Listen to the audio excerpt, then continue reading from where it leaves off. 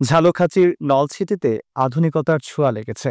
উপজেলার পূর্বচর দপদপিয়া মৌজায় স্বল্প ও মধ্যম আয়ের মানুষের জন্য সাইট অ্যান্ড সার্ভিসেস আবাসিক গৃহায়ণ প্রকল্পের কাজ চলছে।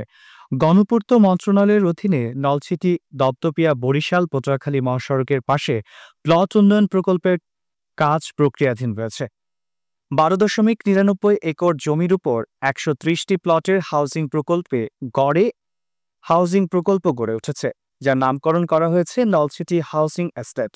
বর্তমানে ভূমি উন্নয়নের কাজ প্রায় শেষ পর্যায়ে রয়েছে। এই প্রকল্পটি বাস্তবায়ন করছে জাতীয় গৃহায়ণ কর্তৃপক্ষ, খুলনা ডিভিশন। এটি নলছিটি উপজেলার একমাত্র সরকারি হাউজিং প্রকল্প এবং এর মাধ্যমে এলাকাটির উন্নয়নের নতুন দিগন্ত উন্মোচিত হয়েছে। এই হাউজিং প্রকল্পের মাধ্যমে সাধারণ মানুষের কর্মসংস্থানের সুযোগ তৈরি হয়েছে এবং